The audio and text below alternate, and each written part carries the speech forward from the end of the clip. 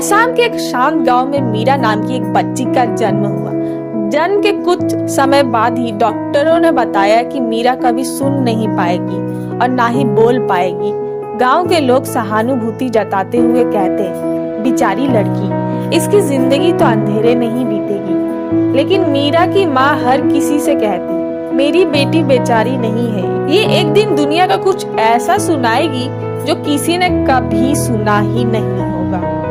मीरा को अपने दादा के पुराने और टूटे हुए पियानो से गहरा लगाव था। वो हर दिन उस पियानो के सामने घंटों बैठ जाती और अपनी उंगलियों को धीरे धीरे उन टूटे हुए की प्रेसेस पर चलाती। भले ही पियानो पूरी तरह से ठीक ना चलता हो, लेकिन मीरा को उसमें छिपा संगीत महसूस होता था। वह अपने दिल की धड़कनों को और आसपास की हवा की सरसराहट को एक सुर की तरह पकड़ने की कोशिश करती थी। हर वाइब्रेशन उसके लिए एक नया संगीत था जिसे वह अपनी आत्मा से सुनती थी। गांव के लोग मीरा के सपनों को समझ नहीं पाते थे। वे कहते, एक बहरी और गूंगी लड़की से क्या उम्मीद रखी जा सकती है। लेकिन मीरा की आंखों में जो चमक थी उसे कोई रोक नहीं सकता था।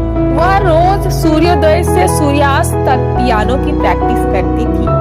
उसका मन अपने अंदर की आवाज को दुनिया तक पहुंचाने का था, चाहे लोग कुछ भी कहे।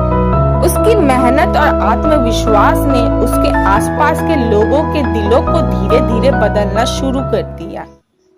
मीरा ने YouTube के जरिए बिना आवाज सुने पियानो बजाना सीखा। वह केवल उंगलियों की मूवमेंट्स को देखकर नोट्स सीखती थी। बाकी बच्चे खेलते थे, लेकिन मीरा अपनी लगन से पियानो की हर टोन को महसूस करती थी। उसकी मेहनत रंग लाई और वो हर दिन बेहतर होती गई। उसकी दुनिया में संगीत आवाज से नहीं बल्कि महसूस करने से था। गांव के मेले में मीरा ने पहली बार अपने पियानो की प्रस्तुति दी। लोग हंसे और सोचे कि यह संभव नहीं है, लेकिन जैसे ही उसकी उंगलियां की प्रेसेस पर चली, पूरे मेले में सन्नाटा छा गया।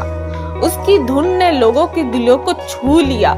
उस दिन से मीरा की पहचान द साइलेंट पियानिस्ट के रूप में होने लगी। मेले में एक कोलकाता का म्यूजिक प्रोड्यूसर था जो रास्ता भटक कर वहां आ गया था।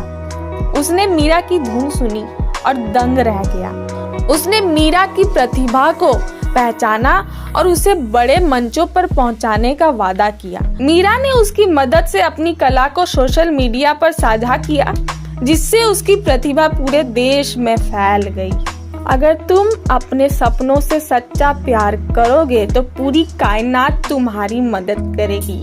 संगीत सुनने से नहीं, महसूस करने से पैदा होता है। जो दुनिया से अलग होता है वही दुनिया को बदलता है।